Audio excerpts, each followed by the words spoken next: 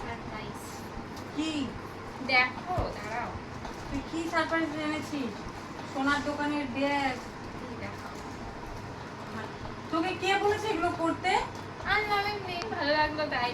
তুই এইটুকু মেয়ে হয়ে তুই সোনার দোকানে গেছিস? দেখো দেখো, তুই বুঝিস এগুলো কিছু? তুই আমাকে জিজ্ঞেস করেছিস একবারও? সারপ্রাইজ আবার জিজ্ঞেস করতে হয় না। এগুলো খুলে পড়তে হবে বাবা। তুই মাপ জানলি কি করে? তুই কিভাবে কি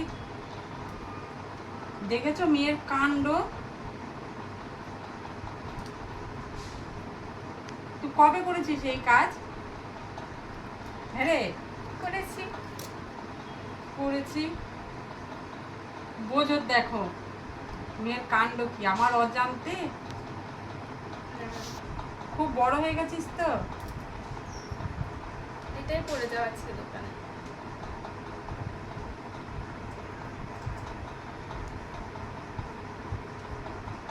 আমি তো বুঝতেই পারছি না তুই এগুলো পাকাবো করতে, তোকে কে বলেছে?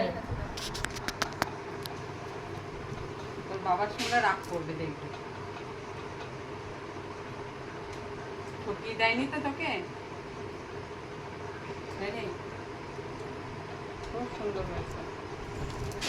দেখো বন্ধুরা, পুজোর দিনে এত সুন্দর গিফট, তা আবার মেয়ের কাছ থেকে। আমি সত্যি বলছি, কোনোদিন ভাবতে পারিনি যে ও আমাকে এইভাবে মানে এত সুন্দর একটা গিফট দেবে, তাও আবার সারপ্রাইজ। আমি সত্যি খুব অবাক হয়েছি। ও সোনার দোকানে গেছে। দেখো আমার মেয়ে কিন্তু খুব ছোট, মানে ও সেইভাবে কেনাকাটি কিছুই করে না, আমি সব কিছু করি ওর জন্য। সেখানে ও আমার জন্য এটা কিনে নিয়ে এসেছে সোনার দোকান থেকে।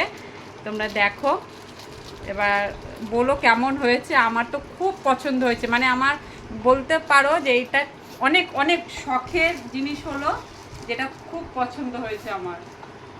কি বলবো, বড় গিফট, বড় পাওয়া। Thank you so much.